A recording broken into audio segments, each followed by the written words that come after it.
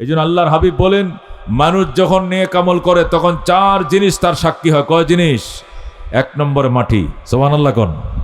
আজকে এই মাদ্রাসার মাটি, এটা স্কুলের মাটি না, কলেজের মাটি না, বাজারের মাটি না, এটা কোরআনের পাখিরা বিকালবেলা খেলে, আল্লাহর কোরআন সিনার মধ্যে নিয়ে এরা বিকালবেলা হাঁটে, ওই পবিত্র মাটিতে আমরা বসেছি। কথা কোন ঠিক কিনা? এই মাটি ময়দানে মাহশরে আমার আর আপনার জন্য কি হবে? সাক্ষী হবে। কথা কোন ঠিক কিনা? আল্লাহ বলেন, ইজা জুলজিলাতিল আরদু জিলজালাহা ওয়া আখরাজাতিল আরদু আসকালাহা ওয়া ক্বালাল ইনসানু মা লাহা ইয়াওমাইযিন তুহাদ্দিসু আখবারাহা বিআন্না রাব্বাকা আওহা লাহা। বলেন সুবহানাল্লাহ। আল্লাহ তাআলা মাটির জবান খুলে দেবেন। আল্লাহর দরবারে মাটি বলবে, আল্লাহ তোমার বান্দা আমার পিঠের উপরে বৈশা পাপ করছে, এটার সাক্ষী আমি। আবার আমার পিঠের উপরে বৈশা বয়ান শুনছে, কোরআনের বয়ান শুনছে, হাদিসের বয়ান শুনেছে, উলামায়ে কেরামের জবানের দিকে মায়ার নজরে তাকিয়েছিল, এর সাক্ষী আমি। আল্লাহ গো, উলামায়ে কেরামের বয়ান, কোরআন ও সুন্নাহর অমীয় বাণী, হাক্কানি রব্বানি উলামায়ে কেরাম থেকে শুনেছে তোমার বান্দা। আমি মাটির পিঠের উপরে বসে আমি সাক্ষী দেই, তুমি তোমার বান্দাকে মাফ করে দাও। সুবহানাল্লাহ। আল্লাহ জমিনের সাক্ষী, আল্লাহ কবুল করবেন। শাহাদত, জমিনের শাহাদতের বরকতে আল্লাহ মাফ করে দেবেন। যেরকম সুবহানাল্লাহ। এই জন্য জমিনকে সাক্ষী বানাও। জমিন আর আপনারা আমার জন্য সাক্ষী হবেন। 2 নম্বরে ফেরেশতারা সাক্ষী হবে। কারা সাক্ষী হবে? আল্লাহ তাআলার ফেরেশতারা, লাখো ফেরেশতারা চারদিকে ঘেরাও করে রেখেছে। মাহফিল শেষে ফেরেশতারা চলে যাবে।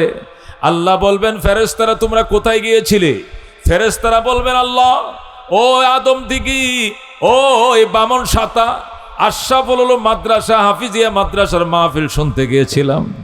আল্লাহর ফেরেশতাদেরকে আল্লাহ জিজ্ঞাসা করবেন, সেখানে কি হয়েছিল? কো মাহফিল। মাহফিলে গেলা কেন? কো গুনাহ মাফের জন্য, জান্নাতের আশায়। জান্নাত দেখছো নি? দেখি নাই। জান্নাত দেখলে কি করতো? ফেরেশতারা বলবে, আল্লাহ তোমার বান্দা জান্নাত দেখলে জান্নাতের জন্য পাগল হয়ে যাইতো। আল্লাহ বলবেন, ফেরেশতারা তোরা সাক্ষী, আমার যে সকল বান্দা বান্দি জান্নাত না দেখো জান্নাতের জন্য পাগল, এদের নাম আমি জান্নাতের খাতায় লিখে দিলাম। বলেন আল্লাহু আকবার। আর কি চায়? ফেরেশতারা বলবে, আল্লাহ তোমার বান্দা বান্দিরা জাহান্নাম থেকে মুক্তি চায়। আল্লাহ জিজ্ঞেস করবেন, ফেরেশতারা রে, আমার বান্দা বান্দি জাহান্নাম থেকে মুক্তি চায়, জাহান্নাম দেখছিনি? কো দেখে নাই। দেখলে কি করতো? গো বেকুল হয়ে যাইতো। আল্লাহ বলেন, ফেরেশতারা তোরা সাক্ষী, আমার যে সকল বান্দা বান্দি জাহান্নাম না দেখেও জাহান্নাম থেকে বাঁচতে বেকুল, আমি এদের নাম জাহান্নামের খাতার থেকে কেটে দিলাম। যেরকম আল্লাহু আকবার। ফায়ারজিউনা মাগফুরাল লাহুম। ফলে আল্লাহর বান্দা বান্দিরা গুনার গাটুরি নিয়ে আসে, মুনাজাত শেষে নিষ্পাপ হয়ে বাসা বাড়িতে ফিরে। সুবহানাল্লাহ। এই জন্য মেরে ভাই, দোস্ত, বুজুর্গ, আমার আমার আমার আর আপনার জন্য 1 নম্বর সাক্ষী হবে মাটি, 2 নম্বর সাক্ষী হবে ফেরেশতা, 3 নম্বর সাক্ষী হবে আমলনামা। কি? আমলনামা হবে 3 নম্বর সাক্ষী। আল্লাহ আমলনামার সামনে দিয়ে বলবেন, ইকরা কিতাবাকা, পড়ো তোমার আমলনামার হিস্টোরি। কাফা বিনাফসিকাল ইয়াওমা আলাইকা হাসিবা। তোমার হিসাব নিকাশের জন্য তুমি যথেষ্ট। জীবনের সমস্ত কিছু এখানে লেখা আছে। বান্দা আফসোস করতে থাকবে আর বলতে থাকবে, মালি হাযাল কিতাব, কি হলো আমলনামার? লা ইউগাদিরু সগীরাতাও ওয়ালা কাবীরা ইল্লা আহসাহা। জীবনের ছোট বড় কোনো আমল বাদ দেয় নাই, সব এখানে লেখা। পাগল ফারা হয়ে যাবে বন্দা। আল্লাহ বন্দা আঙ্গুল কামড়াইতে থাকবে, আফসোস করতে থাকবে, নিজেকে বৎসনা দিতে থাকবে, হায় আমার কপাল পোড়া, হায় আমার মন্দ কপাল, আমি কোথায় যাব? আইনাল ফেরার, আমি পালাবো কোথায়? এই বলে কাঁদতে থাকবে। ওই দিন মেরে ভাই দোস্ত বুজুর্গ, আমলনামা আপনার আর আমার বিরুদ্ধে সাক্ষী দিবে। 4 নম্বর সাক্ষী হলো অঙ্গ প্রত্যঙ্গ। যে হাত দিয়া সুদ খাইছো, যে হাত দিয়া ঘুষ লেখছো, এই হাত তোমার বিরুদ্ধে সাক্ষী দিবে। ও মুসলমান, যে মুখ দিয়া গীবত গাইছো, এই মুখ তোমার বিরুদ্ধে সাক্ষী দিবে। যে চোখ দিয়ে তুমি গুনাহ দেখছো, যে চোখ দিয়ে তুমি সিনেমা দেখছো, যে চোখ দিয়ে তুমি পর নারীর দিকে তাকাইছো, এই চোখের মধ্যে সীসা ডালবে। আর চোখ বলবে আমার অপরাধ কি, আমি তো অপরাধী না, অপরাধী তো ওই মানুষ। চোখ ওই মানুষের বিরুদ্ধে সাক্ষী দিবে। যার জন্য করলাম চুরি, সেও ডাকবে চোর। এই জন্য মেরে ভাই ও দোস্ত বুজুর্গ, 4 নম্বর সাক্ষী হবে আমল নামা। বলেন কি? নিজের আমল নামা হবে 3 নম্বর সাক্ষী। 4 নম্বর সাক্ষী হবে নিজের অঙ্গ প্রত্যঙ্গ। চোখ বিরুদ্ধে সাক্ষী দিবে, হাত আপনার বিরুদ্ধে সাক্ষী দিবে, কান নিজের বিরুদ্ধে সাক্ষী দিবে। বন্দা মিথ্যা বলতে চেষ্টা করবে। আল্লাহ বলবেন, বন্দা তুই শিরিক করছিলে কেন, বিদআত করছিলে কেন? বন্দা বলবে, আল্লাহ রাব্বিনা মা কুন্না মুশরিকিন। ওগো আমাদের রব, আপনার কসম খায় বলছি শিরিক করি নাই, শিরিক করি নাই। মিথ্যা বলবে। আল্লাহ বলবেন, এত বড় সাহস তোর, আমার সামনে মিথ্যা কথা বললি, এই জবান দিয়ে আমি আর কথা বলতে দিব না। জবান বন্ধ করে দিবেন। আল্লাহ বলবেন, আল-ইয়াওমা নাখতিমু আলা আফওয়াহিহিম ওয়া তুকাল্লিমুনা আইদিহিম ওয়া তাশহাদু আরজুলুহুম বিমা কানু ইয়াকসিবুন। আল্লাহু আকবার। আল্লাহ বলবেন, আল-ইয়াওমা নাখতিমু আলা আফওয়াহিহিম, আজকে আমার ওই অবাধ্য বন্দাদের মুখের মধ্যে আমি মোহর লাগিয়ে দেব। ওয়া তুকাল্লিমুনা আইদিহিম, আমার সঙ্গে কথা বলবে তাদের হাত, আমার সঙ্গে কথা বলবে তাদের পা। ওয়াতাশহাদু আরজুলুহুম, সাক্ষী দিবে তাদের পা। কথা বলবে হাত, সাক্ষী দিবে পা, অঙ্গ প্রত্যঙ্গ সব কিছু হিস্টোরি বলে দিবে। একটা কথাও গোপন রাখার কোনো সুযোগ নাই। ও মুসলমান, রাতের অন্ধকারে বাতি নিবায়া পাপ করেছো, সিসি ক্যামেরা বন্ধ করে পাপ করেছো, মশারি টাঙ্গায়া ওই খাতা কম্বলের নিচে নগ্ন ছবিগুলো দেখছো, ভিডিও ছবিগুলো দেখছো, নেংটার নাচগুলো দেখছো, ইউটিউবে আপত্তিকর ছবিগুলো দেখছো, নফসরে খুশি করছো, মনে করছো তোমার ঘরে কেউ নাই। আছে না নাই? আছে কি না? ফেরেশতারা আছে, ফেরেশতারা এগুলো ক্যামেরা বন্দি করে নিবে। যেখানে কোনো ক্যামেরা নাই, ফেরেশতাদের ক্যামেরা থাকবে। 7 গজ 14 গজ পানির নিচে যাইবা, 7 গজ পানির নিচে যায় যদি এক ডুব পানিকে রোজা ভাঙ্গো, এটাও দেখবে কি দেখবে না? দেখবে। কথা কোন ঠিক কিনা? এই জন্য মেরে ভাই দোস্ত বুজুর্গ, মসজিদে যায়া এক জায়গায় দাঁড়ায় নামাজ পড়বা না, বিভিন্ন জায়গায় পড়বা। আজকে সামনের কাতারে, কালকে ডাইনে দাঁড়াইবা, পরের দিন বামে দাঁড়াইবা, এরপর দিন দ্বিতীয় কাতারে, পরের দিন 3 নম্বর কাতারে, পরের দিন আবার সামনে কাতারে। এক মসজিদে নামাজ পড়বা না, একদিন বামন ছাতা, আরেকদিন পড়ব উত্তরগ্রাম। বিভিন্ন মসজিদে নামাজ পড়বা, বিভিন্ন জমিনকে বিভিন্ন জায়গাকে সাক্ষী বানাইবা। একসাথে যদি 100টা মসজিদ তোমার জন্য নামাজের সাক্ষী দেয়, নাজাতের জন্য আর কোনো উসিলার দরকার হবে না। কথা কোন ঠিক কিনা? এই জন্য আমরা এখানে আসতে পেরে খুশি না বেজার? চিৎকার বেড়ে বলেন আলহামদুলিল্লাহ। আল্লাহ আমাদেরকে ঈমান দান করেছেন। কি দান করেছেন? আল্লাহ বলেন, ইন্নাল্লাযীনা আমানু ওয়া আমিলুস সালিহাত কানাত লাহুম জান্নাতুল ফিরদাউসি নুজুলা। নিশ্চয় যারা ঈমান এনেছে এবং সৎকর্ম করেছে, জান্নাতুল ফিরদাউস হবে তাদের আপ্যায়নের জায়গা। যারা কোন সুবহানাল্লাহ। ঈমানদারদের জন্য জান্নাত। কাদের জন্য? ঈমানদারদের জন্য জান্নাত। বেঈমানের জন্য কোনো জান্নাত নাই। আল্লাহ রাব্বুল আলামিন পরিষ্কার বলে দিয়েছেন, ওয়ালা ইয়াদখুলুনাল জান্নাতা হাত্তা ইয়ালিজাল জামালু ফি সাম্মিল খিয়াত। বেঈমান, কাফের, হিন্দু, বৌদ্ধ, খ্রিস্টান, কমিউনিস্ট এতক্ষণ পর্যন্ত জান্নাতে ঢুকতে পারবে না যতক্ষণ পর্যন্ত সুইয়ের ছিদ্র দিয়ে উঠ না ঢুকে। সুইয়ের ছিদ্র দিয়ে যেদিন উঠ ঢুকবে, জান্নাতের গেট দিয়ে ওই দিন বেঈমান ঢুকবে। জীবনেও সুইয়ের ছিদ্র দিয়ে উঠ ঢুকবে না, কশ্চিনকালেও জান্নাতের গেট দিয়ে বেঈমান ঢুকবে না। কতক্ষণ ঠিক কিনা? আল্লাহর জান্নাত তো একটা ন্যায় নিষ্ঠাবান, ন্যায় পরায়ণ, ভদ্র মানুষের জন্য। কতক্ষণ ঠিক কিনা? বেঈমান কোনোদিন ন্যায় নিষ্ঠাবান হতে পারে না, ন্যায় পরায়ণ হতে পারে না। বেঈমান এটা আস্তা একটা জানোয়ার, শুয়োর, বানর। কতক্ষণ ঠিক কিনা? বেঈমান এটা কোনো মানুষ নয়। বেঈমান এটা হাতে পায় মানুষ। বেঈমানকে দেখা যায় হাত আছে, পা আছে, মুখ আছে, আঙ্গুল আছে, খায় দায় কথা বলে মানুষ, কিন্তু এটা আস্তা জানোয়ার। কথা কোন ঠিক কিনা? যেরকম ধরেন ট্রাম্প, কথা কোন ঠিক কিনা? এই ট্রাম্প, আমেরিকার ট্রাম্প, এটা মানুষ না জানোয়ার? জানোয়ার। ওই কোন দেশের ভেনেজুয়েলার বাদশাকে ধরে নিয়ে আইছে কি লিগা? তার দেশের রিজার্ভ স্বর্ণ তারে কেন দেয় না? তার দেশের তেল তাকে কেন দেয় না? তোমার দেশের তেল আমাকে দিয়ে দিতে হবে, তোমার দেশের রিজার্ভ সোনা আমাকে দিয়ে দিতে হবে, নতুবা তোমাকে অ্যারেস্ট করব। ভেনেজুয়েলার প্রেসিডেন্ট বলছে আমি দেব না, আমার দেশের রিজার্ভ তোমাকে দেব না, আমার দেশের সোনা গয়না তোমাকে দেব না। তখন রাত্রিবেলা কমান্ডিং অভিযান চালায়াম, হ্যাঁ, শত শত ওই বডির দেহরক্ষী এসএস ফোর্সকে হত্যা করে ওই ভেনেজুয়েলার প্রেসিডেন্টকে, ওই ট্রাম্পের নামে শুয়োর, ওই ট্রাম্পের নামে বেঈমান, এই নরপিশাচ, এটা জানোয়ার, এটা শুয়োরের চেয়েও খারাপ। ভেনেজুয়েলার প্রেসিডেন্টকে অন্যায়ভাবে অ্যারেস্ট করে নিয়ে আইছে। কথা কোন ঠিক কিনা? ওইটাকে যখন হজম করে ফেলছে, এরপরে ও শকুনের নজর পড়ছে কোন দিকে? ইরানের দিকে। কথা কোন ঠিক কিনা? এই শকুনের নজর পড়ছে ইরানে। কথা কোন ঠিক কিনা? ইরানের তেলের উপরে শকুনের নজর পড়ছে। এই জন্য এই নিরীহ মুসলিম দেশটার উপরে আরেক জালেম, পৃথিবীর ক্যান্সার, জারস সন্তান ইসরায়েল। কথা কোন ঠিক কিনা?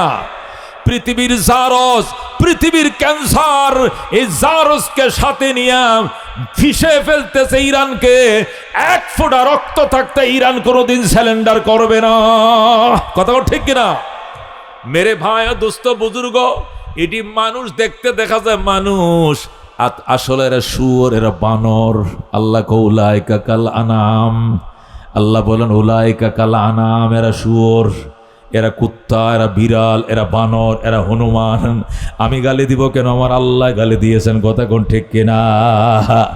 আল্লাহ বলেন ওয়ালাকাদ জারানাম লিজাহান্নাম কাসীরাম মিনাল জিন্নি ওয়াল ইনস লাহুম কুলুবুন লা ইয়াফকাহুনা বিহা ওয়া লাহুম আয়ুনুন লা ইউবসিরুনা বিহা ওয়া লাহুম আযানুন লা ইয়াসমাউনা বিহা উলাইকা কাল আনাম বাল হুম আদল উলাইকা হুমুল গাফিলুন। বলে আল্লাহু আকবার। আল্লাহ বলেন ওয়ালাকাদ জারানা লি জাহান্নামা, জাহান্নামে লাকড়ি হিসাবে পুরানোর জন্য, জাহান্নামে জ্বালিয়া ভস্মিত করার জন্য একদল জিন এবং ইনসানকে বানাইছি। এদেরকে বানানোর উদ্দেশ্য হলো এদেরকে আমি জাহান্নামে ফোরাবো। কি করব? জাহান্নামে ফোরাবো। এই জন্যই বানাইছি। এরা জিনের মধ্যে আছে, ইনসানের মধ্যে আছে। আল্লাহ বলেন লাহুম কুলুবুন লা ইয়াফকাহুনা বিহা, এদেরকে আত্মা দিয়েছি, আত্মা দিয়ে সঠিক জিনিসটা উপলব্ধি করে না। ওয়ালাহুম আয়ুনুন লা ইউবসিরুনা বিহা, এদেরকে চোখ দিয়েছে, চোখ দিয়ে সঠিক জিনিসটা শোনে না, দেখে না। ওয়ালাহুম আযানুন লা ইয়াসমাউনা বিহা, এদেরকে কান দিয়েছে, সত্য জিনিসটা তারা শোনে না। দেখতে দেখা যায় মানুষ, আল্লাহ আসলে এরা মানুষ না, এরা শুয়োর, এরা বানর, এরা কুকুর। কথা কোন ঠিক কিনা? উলাইকা কাল আনাম, এরা চতুষ্পদ জানোয়ারের ন্যায়। ও বালহু মাদল, বরং তার চেয়েও কপাল পোড়া। উলাইকা হুমুল গাফিলুন, এরা হলো গাফেল জাতি, অলর জাতি। কথা কোন ঠিক কিনা? মেরে ভাই দুস্থ বুজুর্গ, আল্লাহ এদেরকে ঈমান না দেওয়ার কারণে মানবতা দেয় নাই ওদেরকে। কথা কোন ঠিক কিনা? প্রথম দিন যখন ইরানে আক্রমণ করে 450 শিশু মারা গেছে। কয়শো? 450 নিরপরাধ শিশু। একটা হাই স্কুল যেখানে ছোট ছোট কচি কাঁচা বাচ্চা, মুসলিম বাচ্চাগুলো, ইমানদার কালমাগো বাচ্চাগুলো লেখাপড়া করার জন্য সকাল 10টা বাজে গেছে, 11টা বাজে বোমা মারছে। হাই রে, লাশের পর লাশ, বিল্ডিং সদ্যা সব মাটির সাথে মিশিয়ে দিয়েছে। জোরে কোন নাউজুবিল্লাহ। মুসলমান প্রথম আক্রমণ করে না, মুসলমান আক্রান্ত হয়ে এরপরে দাঁত ভাঙ্গা জবাব দেয়। কথা কোন ঠিক কিনা? ইরান আগে আক্রান্ত হয়েছে, আক্রমণ করে নাই, এরপরে জবাব দিয়েছে। তারা জাহাজ আনছে, জাহাজ ধ্বংস করেছে, বিমান আনছে, বিমান ধ্বংস করেছে।